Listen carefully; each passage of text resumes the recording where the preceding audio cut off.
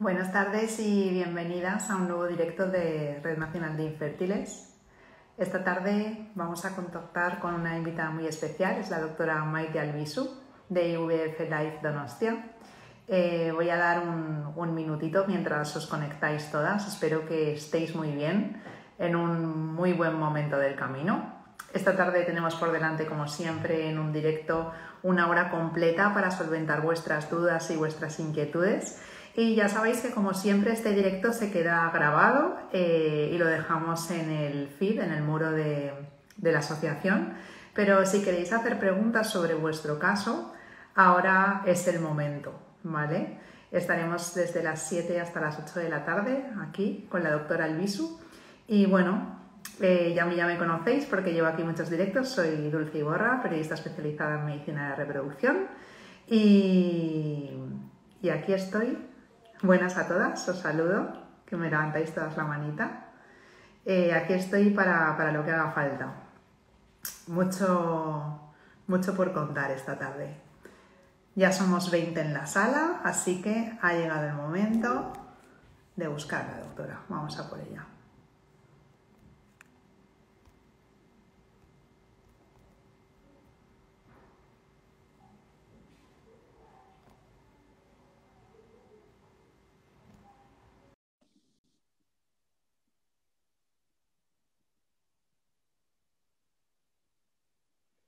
¿Qué tal? Buenas tardes, ¿cómo estáis? Hola, doctora, ¿qué tal, doctora Albisu? Buenos días, encantada. Buenas tardes ya. Pues, es verdad. A mí se me ha pasado el día así también, súper rápido. Totalmente. Además, con este tiempo que está haciendo últimamente, estos calores, parece que estamos todavía de día.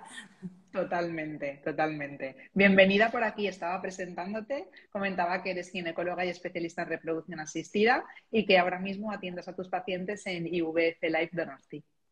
Así es, así es. Recién Bueno, incorporada, así que muy contenta, la verdad. qué bien, pues enhorabuena a ti y a la clínica por la incorporación. Sí, muy bien.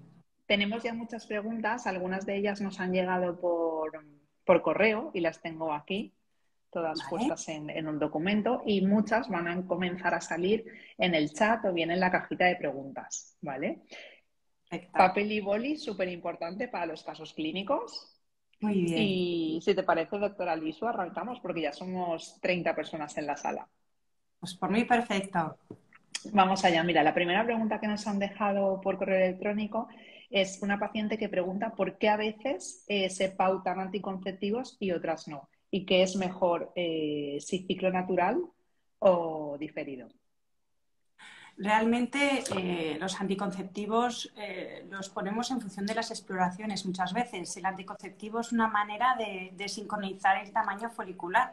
Si nos encontramos con la regla, que hay algún folículo un poquito más grande que el otro, pues es la forma de volverlos todos a un inicio, a un tamaño pequeño para poder después estimularlos.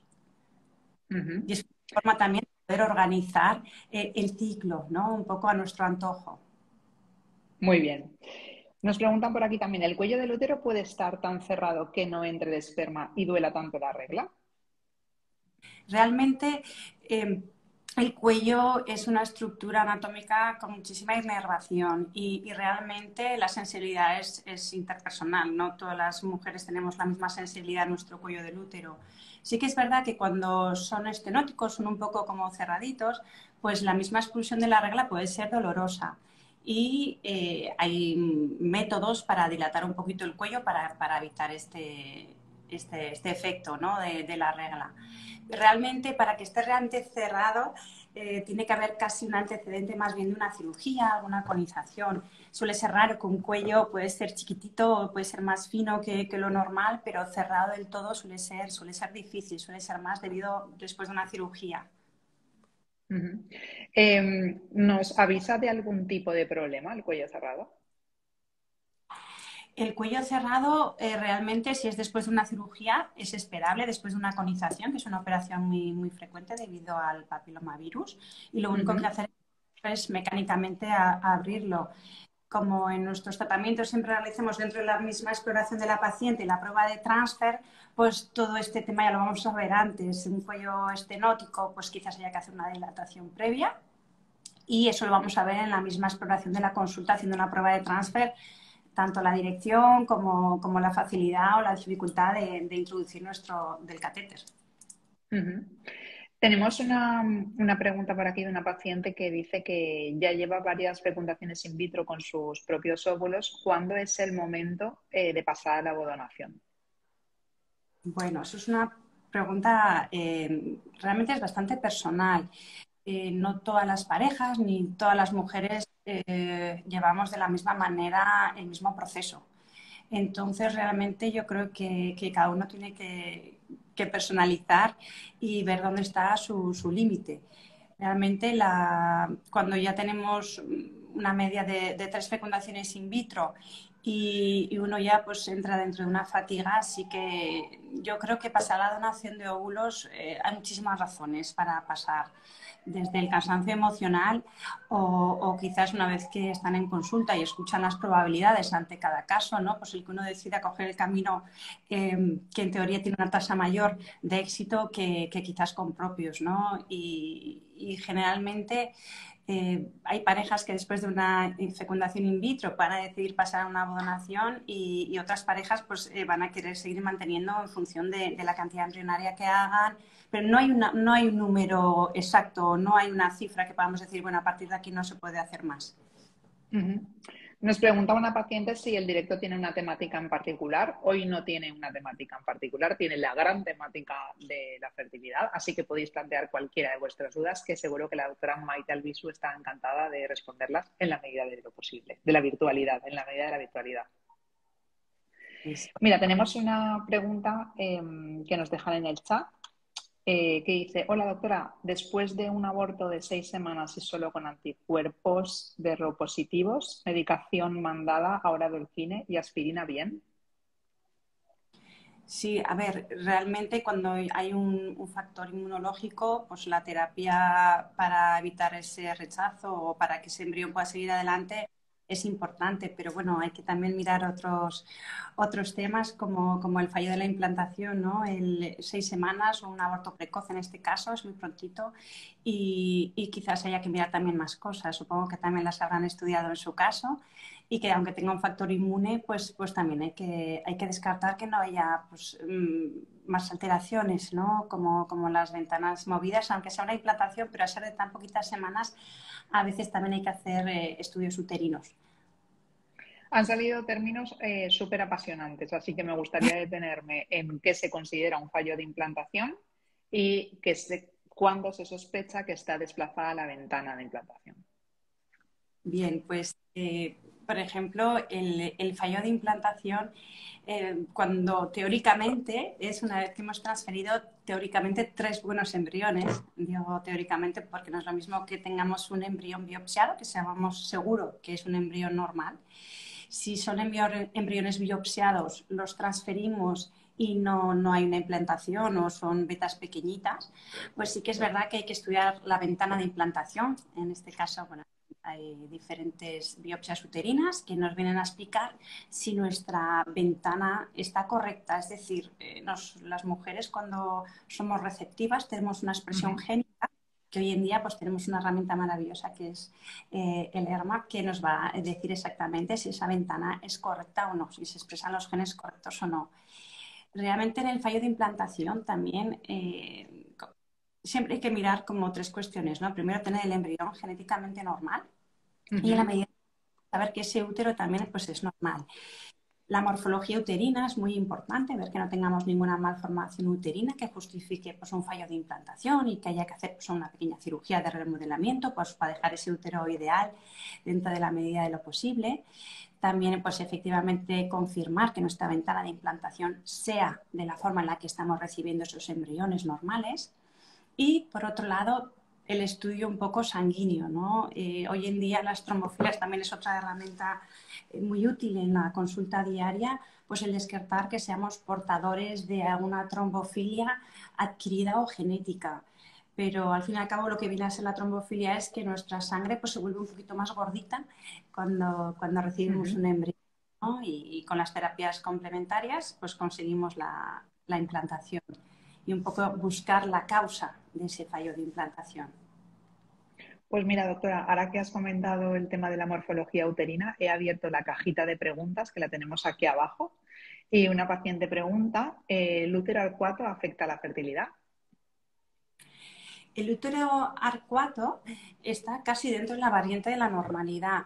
Realmente habría que medir un poco la dentación hacia el interior, pero realmente los arcuatos en general no siempre se remodelan. Vamos a remodelar más un septo o si vemos para que hagamos la idea, pues esas morfologías en T o esas tubulares, ¿no? Esos úteros que nos evidencian que hay una morfología anómala. Un útero arcuato viene a ser el útero en forma de corazón y en la mayoría de los casos no realizamos ningún tipo de cirugía previa al transfer. En esta línea tenemos otra pregunta en la cajita que se muestra aquí en el directo que dice, ¿los miomas afectan a la fertilidad? Desgraciadamente, según donde se coloque en sí, si el mioma se coloca, el útero viene a tener, el útero es un músculo, ¿vale? Es como una bota y dentro tenemos el endometrio. Todo lo que afecte a ese endometrio, si ese mioma está colocado en el endometrio, pues sí que nos va a afectar en la implantación.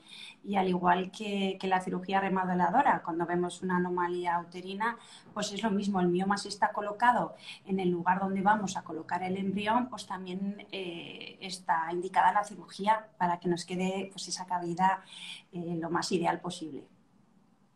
Qué buen ritmo llevamos, doctora. Son las 7:15 y nos quedan un montón de preguntas, pero ya hemos solventado unas cuantas muy importantes. Continuamos. Tenemos un caso por aquí, un caso clínico que nos dejan en el chat. Dice, primera fecundación in vitro con 37 años. 3 blastos llevados a diagnóstico genético preimplantacional, ninguno es euploide. Yo alteración en cariotipo, XXX en 5 de las células analizadas. ¿Es posible conseguir embriones viables con esto? Repito. Bueno, no sé si dice repito, FIV o repito FIV. No, un poquito, ya he entendido que la paciente tiene una alteración estructural cromosómica y que buscando esos embriones pues no han encontrado en un primer ciclo ninguno. Yo no diría que nunca van a encontrar ningún embrión. La genética es muy caprichosa. Si realmente han hecho una primera FIV para un DGP, significa que han tenido un asesoramiento genético en el que se les ha aconsejado cómo biopsiar.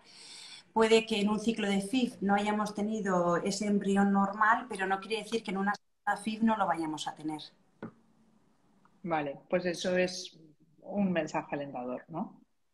Así es. Hay muchas parejas. Mucha suerte, mucha suerte. Sí, sí. Hay muchas parejas que en un primer ciclo no tienen ninguno y en las repeticiones donde encontramos ese embrión normal. Tenemos otro caso por aquí. Dice, empiezo en la seguridad social tras estar en la privada. Beta negativa, aborto bioquímico y aborto en semana 8 con medicación. Los embriones eran de día 3. Ahora no quieren realizar ninguna prueba al embrión. Entiendo o deduzco que tiene embriones congelados la paciente. Pues sí, empieza en la seguridad social después de estar en la privada. Si nos lo puede explicar, yo entiendo que no. Hombre, realmente en su caso ya hablamos de un aborto de 8 semanas, de un aborto bioquímico y de un fallo de implantación. Realmente la indicación, yo sí aconsejaría biopsiar los embriones un poco por la tranquilidad de saber que son normales genéticamente. Ya tenemos unos antecedentes que nos orientan como explicaba, ¿no? Dentro del fallo de implantación hay que buscar un poquito la causa, a ver si podemos encontrar si viene derivada del embrión, si la causa del aborto es pues una trombofilia o un problema uterino. Si en esta paciente pues tiene una no implantación, un bioquímico y un aborto de 8 semanas, pues el saber que el embrión que se está transfiriendo es normal ayudaría a descartar otros factores. De hecho, doctora, complementa la información y dice, me han mirado trombofilias adquiridas y hereditarias y todo bien. Mi marido se ha hecho fragmentación y ambas cadenas le salen mal. ¿Hay que hacer algo? Pues en ese caso ya hay un factor masculino que pueda explicar el que el embrión quizás no sea genéticamente normal y sí que sería aconsejado, en mi opinión, el estudiar los embriones que vayamos a transferir. Vale. Lo que pasa que creo que igual no forma parte de su opinión, igual en esta parte, en este cambio de la estrategia, no es tan Claro, importante, lo tendrá que decir el eh, especialista, ¿no? Y ella está tienes- preocupada por eso. eso es, con 37 años y entiendo que en el hospital también seleccionarán bien esos embriones en base a la morfología antes de transferirlos, con lo Ujú. cual seleccionarán el mejor embrión para ellos. Eso seguro. Sí. Tenemos otra pregunta por aquí que dice, tras histeroscopia quirúrgica sin resultados todavía, me han pautado anticonceptivos cuando baje la próxima regla. ¿Eso significa que no se ha visto endometriosis o endometritis? Muchas gracias, doctora. No, realmente es una forma de controlar el ciclo del anticonceptivo para un tratamiento posterior. En la misma histeroscopia de Visu ya habrán visto si hay una sospecha de endometritis o no y seguramente le habrán hecho algún estudio de anatomía patológica del cual estarán pendientes para después tratar o no. El anticonceptivo es una manera de controlar el ciclo para no tener que esperar luego más adelante una siguiente regla para proseguir con el tratamiento. Vale. Volvemos a la lista del email y así vamos dando juego, chat, cajita, email, pero nos llueven preguntas. Dice, eh, me harán una transferencia de ovodonación en septiembre. ¿Debería hacerme un test de receptividad endometrial? Realmente hoy en día, cuando hay algo no está indicado, si nunca hemos hecho un tratamiento previo y sería directamente empezar con una donación, el test de receptividad lo que nos va a dar es la tranquilidad que hemos estudiado nuestra ventana implantacional y que es la correcta o no, o está desplazado o no. Nos va a dar información. Yo realmente sí que soy muy fan de los test de receptividad. Creo que es una herramienta maravillosa que nos da muchísima información y que hoy en día pues, el tener una ventana desplazada puede hacer que no nos embaracemos o que tengamos un embarazo bioquímico o un inicio que no esté bien programada la transferencia.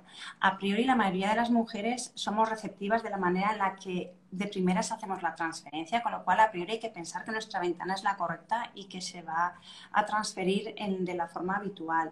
Pero si uno quiere tener más información o más tranquilidad previa antes de esa transferencia, pues este test le va a dar el diagnóstico de su receptividad. Ujú. De hecho, hay mucha literatura científica acerca de la importancia de hacer estos test, sobre todo ante el fallo de implantación, ¿no? Para descartar el tema endometrial. Se ve que sube mucho la tasa de embarazo.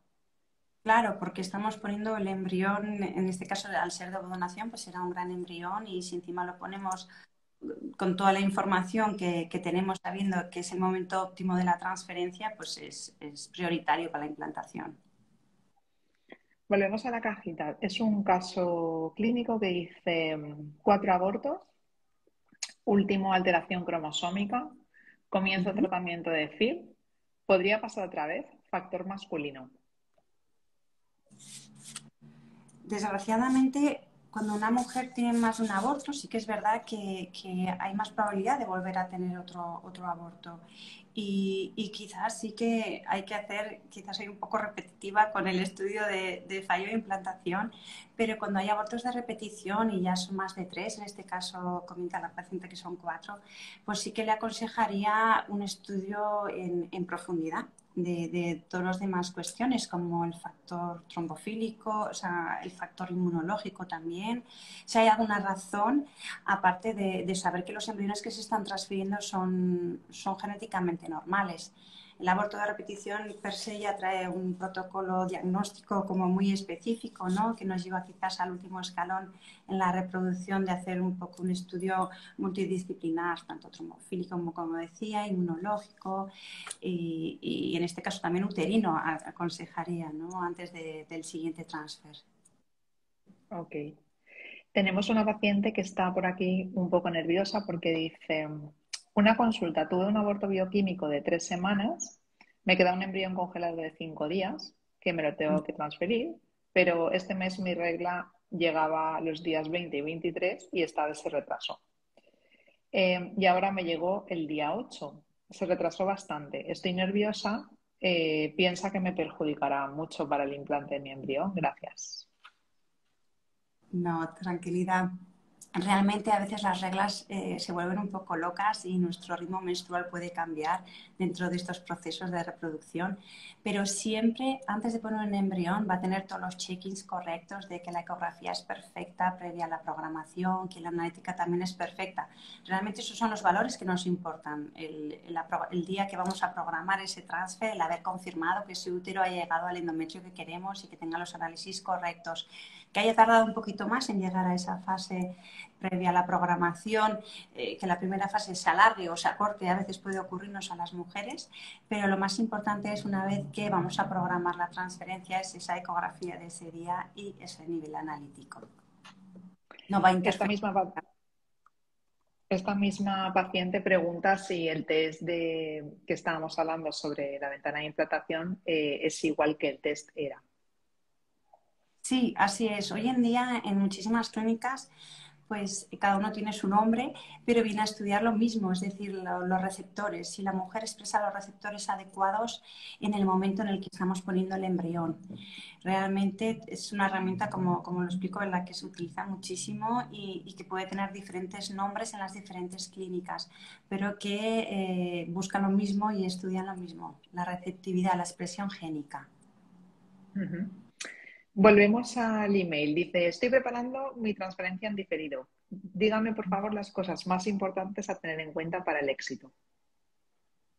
Pues realmente a nivel ginecológico, como explicaba antes, seguro que su doctor ya ha confirmado antes de programar todo que sus niveles de estradiol de progesterona son correctos, que su ecografía tiene ese endometrio bonito para programar. Pero realmente, como consejos aparte, yo suelo decir intentar estar lo más tranquila posible en esa fecha de la transferencia, sobre todo hacer un deporte moderado, comer lo más sano posible, cuidarnos como todos sabemos que es lo correcto y que no es lo correcto a la hora de la alimentación, ¿no? Pues intentar comer lo más sano que podamos y realmente confiar en todo su equipo que le está preparando y que va a organizar perfectamente esa transferencia. A mí me encanta cómo ha planteado la pregunta porque da por hecho que podemos prepararnos para todo, ¿no? Y capacitarnos para conseguirlo de una manera o de otra. Y creo que es muy esperanzador verlo así. Sí, yo creo que realmente hay que poner todo lo que podamos en el asador para antes de recibir ese embrión, una vez que lo hemos recibido y después, ¿no? Realmente todo ayuda. Creo que todo tratamiento complementario nos va a venir bien. Siempre evitar el tema de las saunas, de cualquier causa que nos pueda generar una hipotensión una vez que recibimos ese embrión, pero por lo demás, sobre todo, llevar una vida sana y lo más tranquila que podamos. Está claro. Mira, al hilo del test de la ventana de implantación, que podríamos titular esta tarde, así la charla, nos preguntan si sirve para siempre una vez que ese resultado. El estudio de endometrial lo podemos estudiar en ciclo natural o en sustituido. Realmente, si lo hacemos en sustituido y luego queremos transferirnos en natural, deberíamos repetirnos el test en natural. Es decir, sí que nos extrapolar un test de sustituido a un ciclo natural. Pero perdona que yo creo que se me ha ido, pero en principio la receptividad, si la hemos estudiado de una manera y no ha habido ninguna infección, en ninguna operación, en ningún evento adverso, no cambia. Es decir, nuestra receptividad es como es. Si la estudiamos en sustituido, el test, sí que aconsejamos las transferencias posteriores repetir, como nos lo ha explicado el test. No cambiar. Si hacemos en ciclo natural el test de receptividad, pues luego habría que hacer en ciclo natural las transferencias posteriores. Ya que acabas de sacar el tema de los patógenos y la microbiota, ¿qué te parece que demos un tip sobre esto? ¿Qué es y por qué es tan importante? Pues realmente hoy en día lo que buscamos es que todo esté bien, es decir, que el embrión sea genéticamente normal, que nuestra sangre esté controlada, todos nuestros parámetros, y el útero viene a ser lo mismo. La ecografía 3D nos da la tranquilidad de la morfología y luego todas las biopsias uterinas pues nos dan una información muy valiosa. Es decir, hoy en día se sabe que tenemos que tener un equilibrio entre las bacterias o los bichitos buenos, los bichitos malos que tenemos en el útero, aparte de los genes que he explicado antes.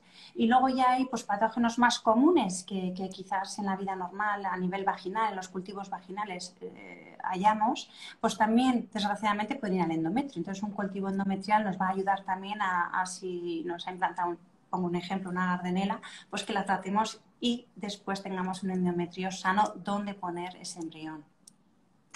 Este es un hallazgo verdaderamente o relativamente nuevo, porque sí que éramos conscientes, la humanidad, que teníamos muchísimos microbios en nuestro cuerpo, pero hasta hace nada se pensaba que el endometrio era estanco y por tanto no se habían desarrollado líneas sobre este tema, ¿no? Que ahora que se ve que se considera fundamental. Ojo con las endometritis y ojo con la baja densidad del lactobacillus, ¿no? Sí, hoy en día, pues el hacer en una biopsia estos 3 estudios, que hoy en día tenemos esa herramienta, pues es maravilloso porque descartamos un montón de patología uterina. Y el tener toda esta información de golpe hace que podamos tratar. A veces hay que repetir las biopsias, eso también es verdad. Muchas veces hay un patógeno que hay que tratar con antibióticos. Hasta que no tengamos una biopsia que nos confirme que toda la terapia que se ha realizado ha sido efectiva, pues hay que insistir y hay que repetir. Así que estamos encontrando cuanto más hacemos, más información tenemos y más lo hacemos. Es decir, Qué bien. es una herramienta muchísimo. Gracias a vosotros, a todos los investigadores que os dejáis la piel para cortar la brecha de la infertilidad y para que cada año seamos mejores y tengamos más posibilidades. Así que gracias de parte de toda la comunidad por todo lo que hacéis. Realmente es muy motivador. Yo, la innovación y todo lo que se está avanzando y el no parar, pues realmente es lo que nos mueve. Y sobre todo yo que os veo desde fuera, pero desde dentro, es decir, que trato con muchos de vosotros y que nos vemos en congresos científicos, me apasiona y siempre lo digo, con la fuerza que aportáis todos, cómo lo compartís, cómo os unís para seguir investigando, siempre del lado de la paciente y siempre del siguiente paso. No sé si en otros sectores los especialistas serán tan piña ni irán en la misma dirección. Y eso es muy bonito, la verdad. Sí, es fundamental. Es fundamental el que sigamos avanzando, el que pongamos todos nuestros conocimientos en conjunto y seguir avanzando. Eso es lo que... Y ver el éxito de un compañero, aunque esté en otro grupo, como una oportunidad para seguir avanzando, ¿no? Que eso es lo Por que nos supuesto. devuelve todavía la confianza en el ser humano. Claro, porque el que otro compañero avance y eso mismo nos ayuda a nosotros a avanzar es maravilloso. Enhorabuena por esto. Mira, al hilo del tema de la microbiota y las bacterias, dice una paciente por aquí. He tenido la bacteria, a ver si la leo bien, Atropobium vaginae en el endometrio. ¿Puede ser la causa de los 3 fallos de implantación teniendo un niño antes? Tener un niño antes no nos exime de un contagio, de una infección uterina. Es decir, esta bacteria específicamente no la conozco, no es una de las habituales, pero sí, todo germen que prolifere en un porcentaje anómalo puede ser una causa de un fallo de implantación. Realmente el equilibrio de la flora ya se sabe que tenemos que tener muchísimo lactobacillus también en el endometrio y que es muy importante que las bacterias buenas pues estén en mayor porcentaje que las bacterias malas. Sería importante también en esa biopsia de la paciente saber en qué porcentaje está esa bacteria en ese endometrio. Son las 7:30, estamos hablando con la doctora Maite Albisu, ginecóloga y especialista en reproducción asistida de IVF Life Donosti. Hemos solventado muchísimas de vuestras dudas. Esta tarde es una tarde de tema abierto y nos quedan un montón en el chat y en el email. Doctora, vamos allá. Muy bien. Dice otra paciente por aquí. Hola, estoy en peso, pero tengo la prolactina alta Y mi marido hipotiroidismo. Hace 2 años buscamos un embarazo y no llega. Y ahora vimos a un médico en fertilidad y le harán un espermiograma. Bien, realmente la prolactina también sería importante saber si sus reglas son regulares o no y qué nivel de prolactina elevada tiene. Cuando es mayor de 100, ahí pues sí que sospechamos un microprolactinoma y el tratamiento de esa prolactina elevada es muy importante, es fundamental para la alimentación. Realmente Nos la lo puede decir si está todavía conectada, nos lo puede aportar y te lo comento. Y hoy en día vamos añadiendo parámetros generales a estudiar. La tiroides es fundamental, la prolactina es otro y la vitamina D es otro parámetro también que hemos añadido a nuestros estudios para intentar tener esos parámetros dentro de los rangos de normalidad. Muy importante. La verdad que los estudios preconcepcionales, que ahora por fin llegan a la consulta del ginecólogo, ¿no? Del Sí, ginecólogo general, sí, sí. menos mal, ¿no? Sí, son importantes y la prolactina, si es un rango chiquitino, justo se eleva un poquito de la media, pues también puede ser que uno haya llegado nervioso a la analítica y por eso se la ha elevado un poquito. Ya cuando se pasa de 100, no, ahí ya tenemos que hacer una resonancia magnética a ver si hay un pequeño microprolactinoma que sea la causa de esta alteración en la prolactina. Vale. Volvemos al endometrio. Tenemos varias preguntas por aquí del endometrio. Una de ellas es, natural killers estudiadas en endometrio. ¿Es conveniente también estudiarlos en sangre? ¿Hay solución a las natural killers? Realmente vuelve a ser una patología inmunológica. Hoy en día somos un equipo multidisciplinar y los inmunólogos son uno más. Nos ayudan muchísimo a la hora de indicarnos, porque nosotros no somos inmunólogos, nosotros realmente nos dejamos llevar por la pauta que ellos nos ponen y vamos aprendiendo poco a poco qué medicación complementaria es la idónea. Sobre todo la inmunología lo que viene a ser intentar engañar, ¿no? Intentar si hay un factor o una inflamación corporal o un factor inmunológico, pues intentar disminuir esa inflamación, esa reactividad celular para que cuando dejemos ese embrión nuestro cuerpo esté un poquito engañado, ¿no? Y la medicación inmunológica viene a hacer eso, engañar un poquito a nuestro cuerpo para que nosotros podamos poner ese embrión y no se dé cuenta que se lo hemos puesto. También sobre el endometrio. Hola, doctora. Tengo endometrio polipoide. ¿Es igual a endometritis? Gracias por todo.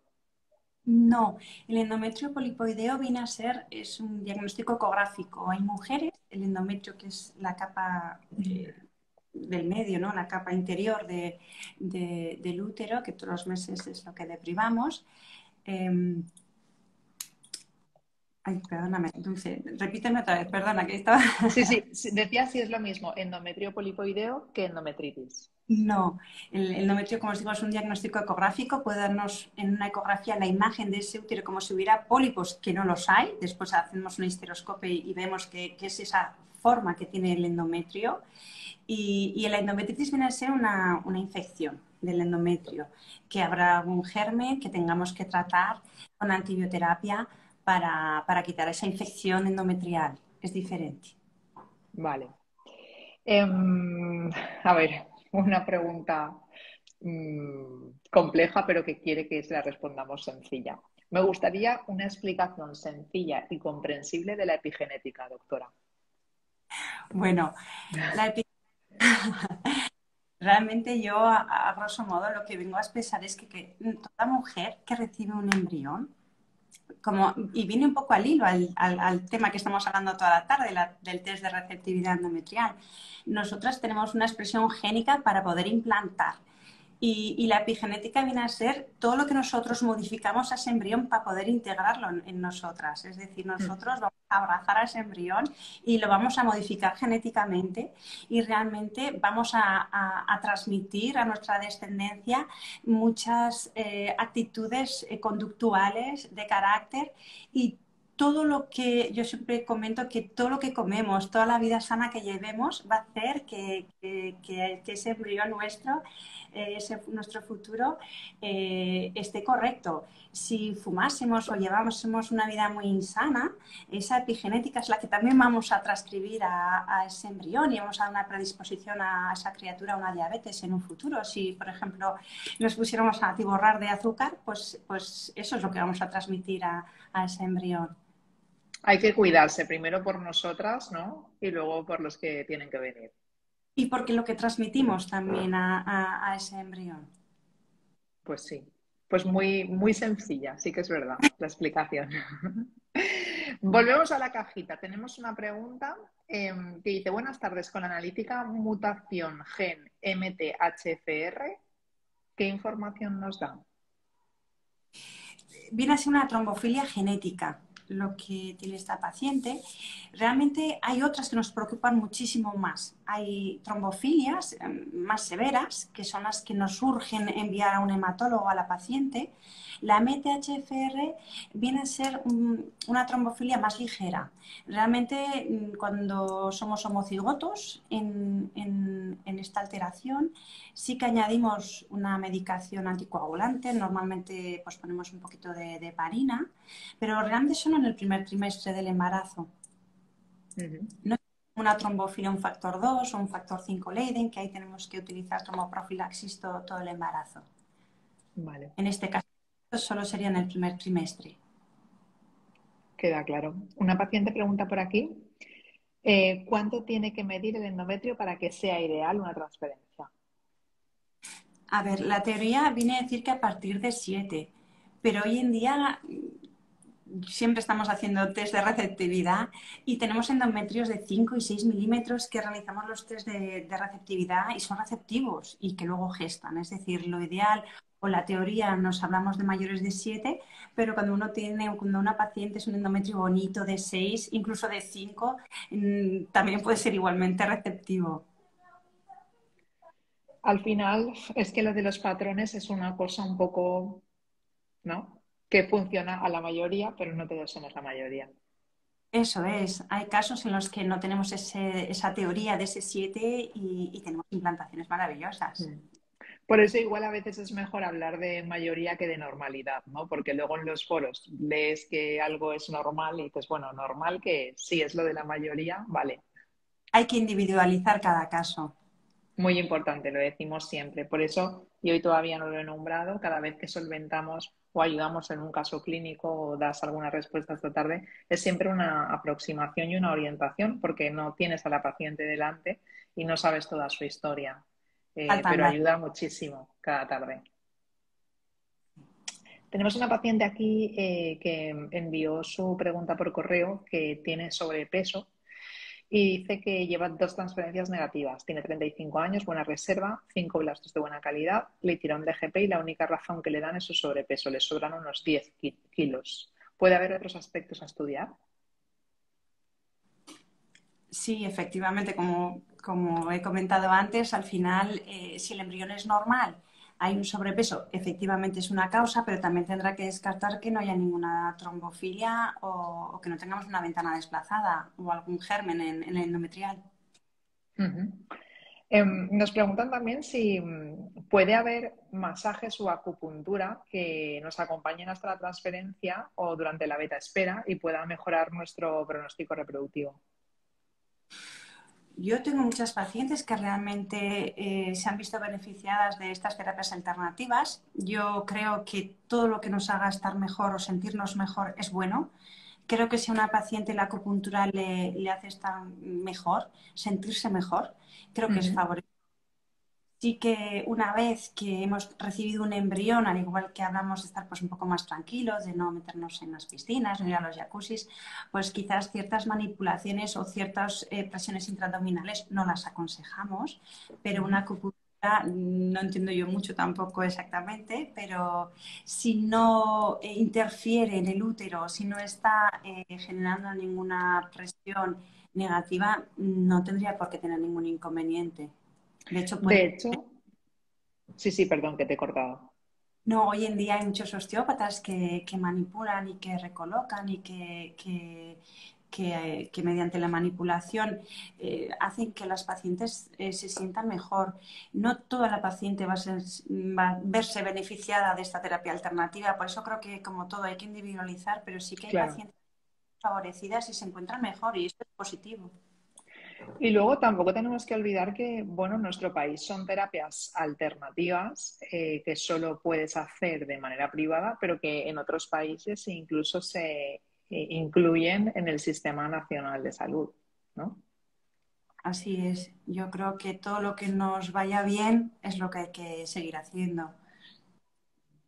Mira, la paciente que antes nos decía lo de la bacteria Atopobium vaginae dice que es de la familia de la Gardnerella Ujú. y la tengo al 98,7%, bueno, 0,07. Y pone una Pues carita triste. sí, pues hay que darle un antibiótico. Normalmente después de una antibioterapia de 7 días para la Gardnerella hay que seguir con los probióticos y el consejo suele ser repetir para ver que la antibioterapia ha erradicado este gen.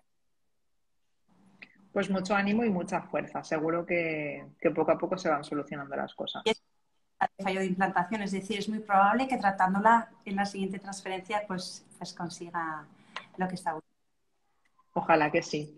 Nos preguntan por aquí también cuál es tu opinión referente a la selección espermática usando el método o la técnica de Max. Pues creo que cuando es posible, porque no siempre se puede utilizar el MAX, tenemos que tener un buen volumen seminal. Creo que es una gran técnica. Realmente vamos a descartar los espermatozoides que están cerca de la apoptosis, que es la muerte celular, con lo cual los que vamos a recuperar han pasado este filtro. Muy bien. O sea que recomendado, pero cuando Cuando se se pueda. puede. Sí. Bueno, papel y boli. Vamos a por uno de los casos. Dice, en este ciclo estaba el endometrio trilaminar, medida de 8 milímetros el día de transferencia. Me hicieron eco 2D, 3D y 4D, dando un valor de endometrio de aspecto secretor de 5,8 milímetros. ¿Esto es normal que pase en la transferencia? Continúa. Que por la compactación baje tanto la medida y si esta medida es óptima. El volumen endometrio estaba en 1,55 mililitros, el índice de vascularización endometrial B 2,2 y el índice de flujo endometrial VFI en 0,06. De 5,8 a 8 veo una variación y si la eco fue realizada por el mismo profesional. Quiero saber si puedo tener un problema con tanta variación para poner remedio. Un saludo y muchísimas gracias. Sí, es una cuestión bastante habitual. Realmente antes de la programación y de la introducción de la progesterona, los endometrios son un poquito más gruesos, pero muchas veces con la compactación por la progesterona es muy habitual que disminuyan esos tamaños. Por eso el transfer realmente ya no lo medimos antes de la introducción de la progesterona, que es cuando necesitamos ese rango teórico mínimo de los 7 que hemos hablado antes. Pero una vez que añadimos la progesterona, realmente sí que buscamos que tenga un buen aspecto, pero 5,8 llegando a 6 milímetros es un efecto habitual. Vale, volvemos al chat. Tenemos una pregunta por aquí que dice, buenas tardes, doctora. Tras una histeroscopia quirúrgica, ¿la regla se adelanta, se atrasa o no sufre cambios? He leído que viene un mes después de la intervención, pero mi doctora me dijo que llegaría normal. Depende si nos han pautado anticonceptivos o no para la programación de la histeroscopia. Si hemos estado tomando anticonceptivos hasta la víspera de hacer la histeroscopia, pues lo normal es que casi seguido nos baje una regla. Si hacemos una histeroscopia sin añadir medicación, realmente podemos sangrar, pero más bien quizás por la cirugía, no porque sea nuestra regla real. Yo creo que ni adelanta ni atrasa, sino que depende qué medicación estemos tomando o no. Pues si tomamos anticonceptivos, como he dicho, al dejarlos nos va a bajar la regla y si estamos en un ciclo natural nos va a bajar cuando nos toque. Queda claro, nos agradecen por aquí el directo y que, bueno, lo que ya sabemos, que sois muy necesarios aquí cada tarde. Que muchas gracias por las respuestas. Espero que se me entienda bien. Seguro que sí. Una paciente pregunta, en el caso de que su pareja no pudiera estar presente el día de una punción por un asunto inesperado, ¿podrían usar su semen congelado previamente? ¿Van a utilizar Fertil Chip? ¿Es viable con una muestra congelada? Pregunta. Sí, bueno, es importante saber esa muestra congelada qué valores tiene. Pero si es una muestra normal, con un semen normal, no tiene por qué interferir la congelación. Si hay un factor masculino, ya tenemos una cantidad disminuida o hay algún factor masculino, allá pues no sería lo mismo. pero si es un seminograma normal, es habitual la técnica de la congelación para poder conciliar con los tratamientos. La conciliación aparece hasta en estos lares, ¿verdad? Qué importante es. Sí, porque hoy en día la vida está un poco loca y entre los trabajos y las rutinas diarias, pues también introducir nuestros tratamientos ya sabemos que pueden ser más complejos, con lo cual el buscar, el facilitar, ¿no?, esa conciliación y el facilitar el que no tengamos que volver loco a los pacientes, pues es favorable. Sí, la verdad es que lo acabas de definir perfectamente. A veces no lo pensamos bien, pero es como si nos hubiéramos vuelto locos con todo lo que tenemos en la agenda y conforme va el trabajo y va todo, ¿no? Y Y cuanto más claro,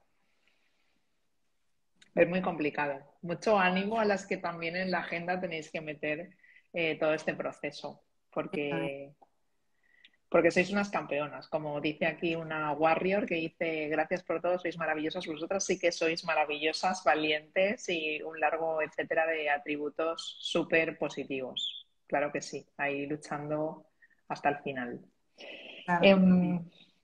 Tenemos otra pregunta por aquí que dice una paciente que acaba de realizar un tratamiento de preservación de la fertilidad por congelación de ovocitos y le indican que convendría hacer una segunda extracción para aumentar las posibilidades de éxito en la fecundación y el embarazo en el futuro. Ahora mismo tiene 39 años, está a punto de cumplir 40 y en la extracción obtuvieron, en la recuperación obtuvieron 9 ovocitos y congelaron 6.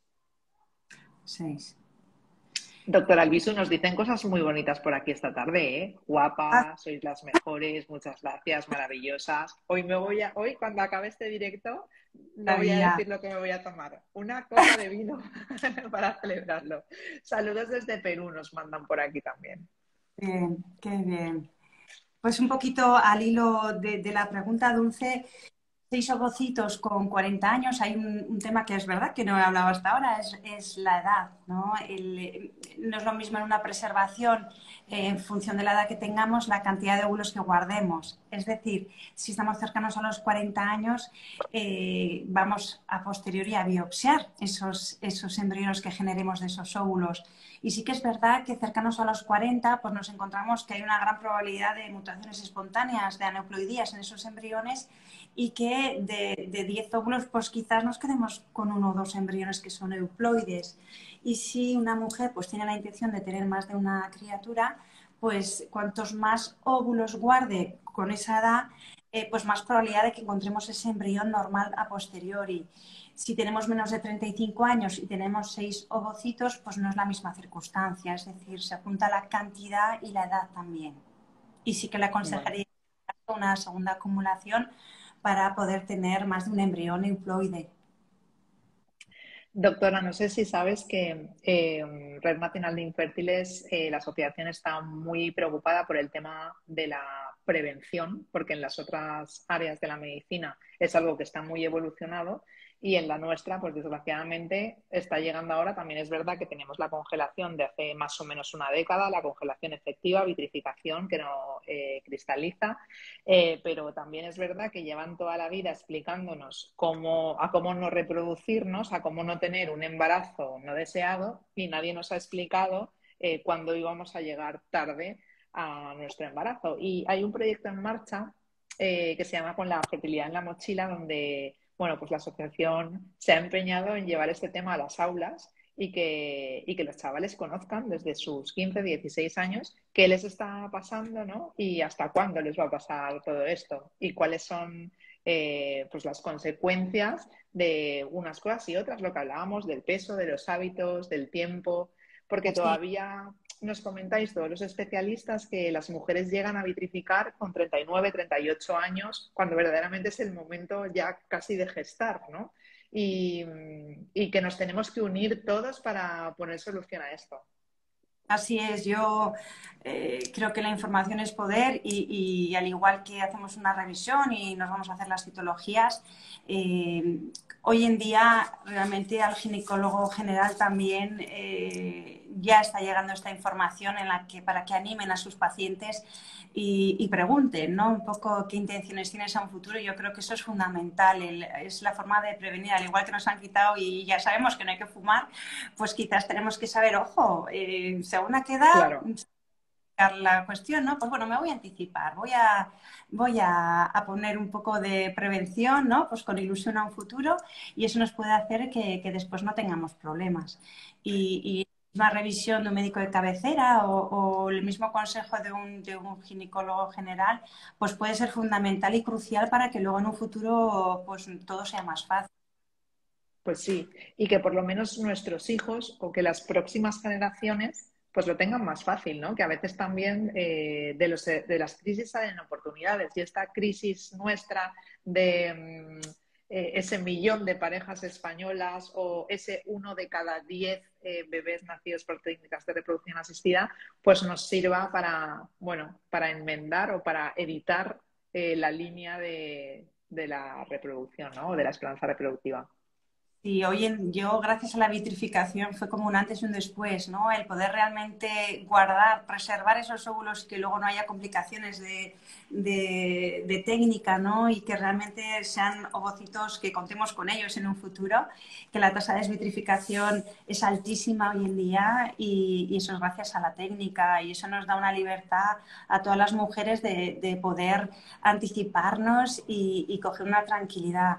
Sí que es verdad que yo creo que con el tiempo incluso se podrá ir incluyendo dentro de las opciones que nos den en la misma seguridad social, porque al final la Ojalá que preservación, sí. yo creo que todo irá llegando poco a poco, tardará más o menos, pero al final es una técnica que es necesaria, porque hoy en día la mujer pues a veces va a conciliar la vida laboral y nunca a veces tenemos que ir retrasarnos, y es que no nos queda otra muchas veces, y el tenernos un. Absolutamente. Claro, y el poder desarrollarnos profesionalmente teniendo una tranquilidad, tener una tanda de óvulos congelada, pues nos da una libertad que antes no teníamos y realmente es una maravilla. Y que voy a poner ejemplos muy básicos y muy a lo bruto también, pero que son necesarios ponerlos encima de la mesa. Cuando tenemos mucho pecho y deseamos hacernos una reducción, porque si no vamos a tener problemas de espalda, no deja de ser una prevención, ¿no? Y está en la cartera de la seguridad social. O si tenemos un marcapasos, sí, nos hemos fumado unos cuantos cigarrillos, no nos van a decir, no, no te vamos a cambiar el marcapasos o no, no te vamos a poner un stent porque eres fumadora, ¿no? Entonces, bueno, nos falta aquí un poco de progreso, pero llegará.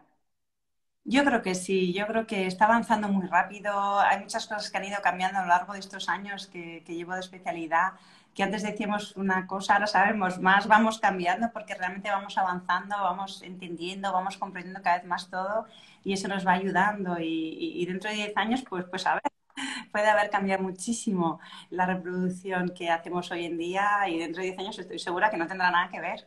Pues sí, tener la información ya es mucho, ¿eh? Sí, sí, sí. Una paciente que nos deja aquí su pregunta a trocitos dice, por un lado, buenas, doctora, vamos a hacer tratamiento de FIP para la estimulación solo, y aquí se corta y luego continúa. Solo cuento con un ovario para estimulación. Antimuleriana 1,6 y tengo 36 años. ¿Puedo esperar buena respuesta? Sí, con un solo ovario tener una antimoleriana de 1,6 es un gran nivel de reserva ovárica. Y la edad también, entre los 36 años, también. Es decir, estamos en una edad en la que la calidad ovocitaria sí que lo ideal es a los 35, pero 36 está muy cerquita. Y con esa antimoleriana, pues se correlaciona la edad de ella, con lo cual con 36 años y esa antimoleriana, pues tiene muy buena perspectiva. Son las 8 menos 5, nos quedan 5 minutitos y 6 o 7 preguntas. Vamos a ver si las podemos solventar. Bueno, dicen por aquí que qué alegría me ha dado. Muchas gracias, doctora. A ver, una paciente que la tengo aquí en la cajita, que la he destacado, dice, me comentan que la transferencia de embrión la tengo que hacer en quirófano y con anestesia. Y la siguiente pregunta que hace es si eso puede ser perjudicial para el embrión. La anestesia, la sedación en la transferencia embrionaria, cuando es necesaria, realmente si su doctor se la ha indicado, será porque ve más beneficio en añadirle la sedación a hacerlo de la manera en sedación. Hay muchas mujeres que tienen úteros muy reactivos y ante el estado de la transferencia, pues realmente les resulta, aparte de doloroso, genera unas contracciones que tampoco las queremos y esa sedación y esa tranquilidad pues puede favorecer el caso. Volviendo al tema de la antimuleriana que estábamos comentando sobre la paciente anterior, preguntan una paciente por qué yo con 1,14 me dicen que es tan poco. Tengo 37, casi 38. Realmente porque es inferior a 1, realmente siempre hay que poner un punto de corte, pero no solo es importante el tema de la antimuleriana, sino también el contagio folicular. Ambas son importantes para tener esa información. Sí que sería importante saber el contagio folicular de esta última paciente ante una antimuleriana de 1,14. Realmente el punto de corte lo tenemos en 1,2 para hablar de una reserva normal o no. Y en el caso anterior solo hablábamos de un ovario, que un ovario genere ese nivel de antimuleriana significa que el contagio seguramente sería más alto. Y en el último caso pues sería importante saber qué contagio de folículos antrales tiene la paciente que tiene esa antimuleriana de 1,14. Vale. Una paciente pregunta en el chat que si existe alguna opción con ovodonación a sus 49 años. Por supuesto. Como lo bueno de la donación que para el tiempo. Yo siempre lo digo, hay pacientes de 49 que a un time enseguida tienen una implantación precoz, es decir, hay que individualizar cada caso, pero a los 49 no es lo que me preocupa en una donación para nada. Me preocupa el estado uterino y el estado general de la paciente, no la edad. Qué buena noticia. Pues lo siguiente ya sabe la paciente lo que es. Otra paciente pregunta por aquí si para realizarse un test de reserva ovárica debería de dejar las anticonceptivas antes. Realmente hoy contamos con los programas para adecuar el resultado en función de los anticonceptivos. Es decir, muchas pacientes se lo realizan y ya contamos con ese factor para modificar el resultado final. Se tiene en cuenta hoy en día. Perfecto. Vamos con las últimas del chat. Dice, buenos días. Tengo una pregunta sobre el síndrome X frágil. Yo soy portadora con muy pocas repeticiones, en concreto 57 de premutación. Cuando se hace diagnóstico genético antiones y salen premutados con las mismas repeticiones, ¿estos se pueden transferir sin ningún problema o por el contrario se desaconseja transferir estos embriones premutados? Gracias, doctora. Yo realmente, aunque sepamos un poquito, ¿no?, de genética, los ginecólogos, creo que el asesoramiento genético en este caso es fundamental. El genetista es el quien mejor le va a explicar esos embriones premutados, qué probabilidad de que amplifiquen esa mutación y lleguen a una mutación completa. Y sobre todo el riesgo de transmisión que tiene la paciente exactamente de que luego esos embriones, una vez transferidos, pues sean afectos o tengan una mayor probabilidad de temblores o de ataxia. Realmente yo le aconsejaría hablar con un genetista especializado que le dará el consejo perfecto de qué hacer con esos embriones y qué probabilidades tiene. De paso que sale ahora el genetista, vamos a apoyar el tema de la genética clínica, ¿no?, en este directo. Sí, totalmente. Vamos a pegar un sprint y así acabamos las preguntitas que tenemos por aquí. Nos quedan 2 minutos, pero seguro que podemos y así dejamos a todo el mundo contento esta tarde. Perfecto. Dice, en la punción logramos obtener 8 blastocistos de muy buena calidad. La mayoría AA. La primera transferencia terminó a las 8 semanas en aborto. La segunda y tercera, esta última con 2 embriones, fueron negativas. Continúa. Mi pregunta es, ¿qué tan recomendable es hacer el estudio a los embriones que nos quedan? Les quedan 4. ¿Y qué puede estar fallando que no están implantando? ¿Qué posibilidades hay que blastocistos A en estudio resulten no ser buenos? ¿O qué estudios puedo hacerme para saber por qué están fallando las transferencias? Tengo 34 años. 34 años. Realmente, aunque la edad no sería un factor predisponente a la aneuploidía, a pensar que esos embriones estén mal genéticamente, sí que es muy importante biopsiarlos, porque nos va a dar la tranquilidad que la causa no es el embrión, Y es así, una vez que tengamos un resultado de embriones euploides, cuando podamos pensar en quizás otros factores como el factor uterino o el factor sanguíneo como la trombofilia. Pero es fundamental saber que el embrión es genéticamente normal. De hecho, yo creo que vamos a acabar con el tiempo biopsiando a todos los embriones. Bueno, pues mucha suerte para esta paciente también. Volvemos a la cajita, una nueva pregunta que dice: buenas noches, tengo 41 años, antimoleriana 0,7, operada de miomectomía porque deformaba endometrio. El penúltimo doctor me dijo que no calificaba para FIB. Voy a empezar estimulación ovárica en 2 meses porque acabo de ser operada de miomectomía por segunda vez hace 2 semanas. Perdóname, Dulce, no he entendido muy bien cuál es la pregunta. Sé que tiene una cirugía previa, pero la pregunta... Bueno, pues verdaderamente no hay pregunta. Dice que su penúltimo doctor le decía que no calificaba para fecundación in vitro. Tiene 41 años y una antimuleriana de 0,7 y está operada de miomectomía 2 veces. La última hace 2 semanas. Realmente hay diferentes opciones para ese caso. Es decir, volveremos a intentar con sus propios óvulos, si es lo que ella quiere, o pasar a la donación de gametos. La miomectomía per se, si según cómo haya quedado la cavidad, sí que sería aconsejable una histeroscopia posterior para ver que esté todo bien después de 2 miomectomías. Pero realmente, si su médico es su cirujano, sabe el alcance de esa cirugía, cómo ha sido, si realmente ha tocado o no, es endometrio, en la miomectomía o no. Y en caso de normal, y si puede intentar con propios, ver si tiene embriones normales y si no, recibiría embriones de la donación. Otra antimuleriana por aquí, 0,62, RPA 910, 36, casi 37 años, pronóstico FIB. ¿Años 39? No, 36, casi 37. 36 casi. Perdón. El contagio no está mal para la antimuleriana que tiene, está en el límite. Ahí hablaríamos que quizás de 9-10 óvulos pues puede que tenga un embrión o 2 normales. Quizás con una antimuleriana más elevada podríamos hablar de 3 embriones euploides, pero al tener la antimuleriana un poquito descendida pues quizás nos quedemos con 1 o quizás 2, no más. Vamos a por el último gran caso que dice así, papel y boli. Hola, en esta duda continua que se ha transformado nuestra vida. Os cuento, me proponen hacer plasma rico en plaquetas de cara a la transferencia de embrión sano, pasado diagnóstico genético preimplantacional que nos queda. Llevo ya varios bioquímicos, muchos negativos. Un aborto de 5 meses, lo siento muchísimo, lo sentimos profundamente.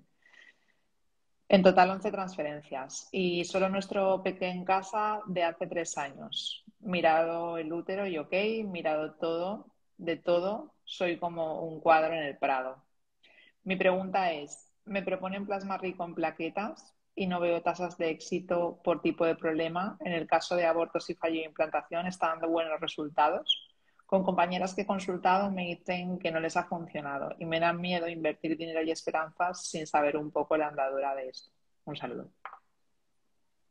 Realmente mucho ánimo porque con lo que cuenta tantas transferencias, menos mal que está ahí su chiquitín.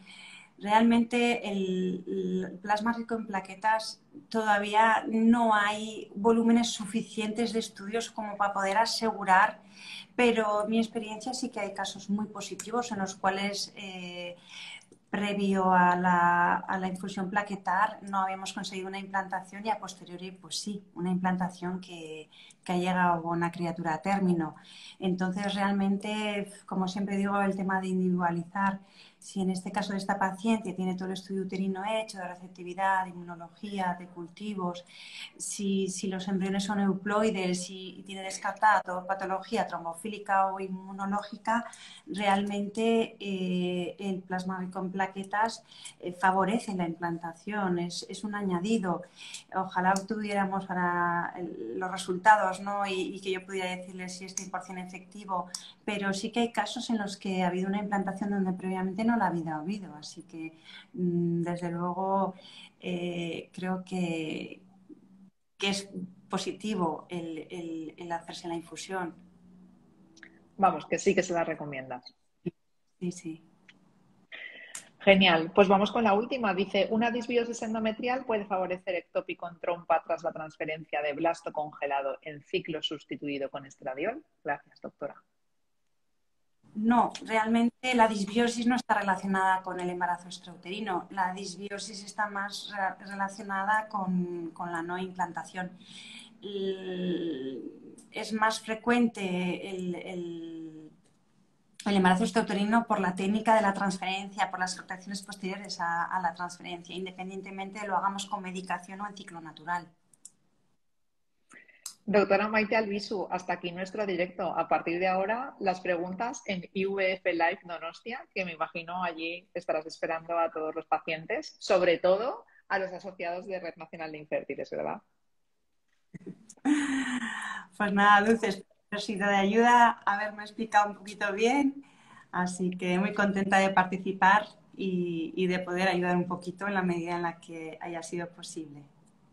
De muchísima ayuda. Gracias de parte de toda nuestra comunidad de pacientes. Gracias a todas las pacientes que estáis aquí conectadas por vuestras preguntas, porque a veces hay quien no se atreve y las preguntas de otras solventan alguna duda propia. Y sobre todo, mucha suerte. Que vaya muy bien este mes, que el verano nos traiga muchas buenas noticias y muchos positivos. Y gracias a la doctora Albisu y a IVF Live Donostia por esta tarde, por el ratito. Esta es vuestra casa y os espero muy pronto cuando queráis. Nada, Dulce, a ti, muchas gracias. Chao. Hasta luego.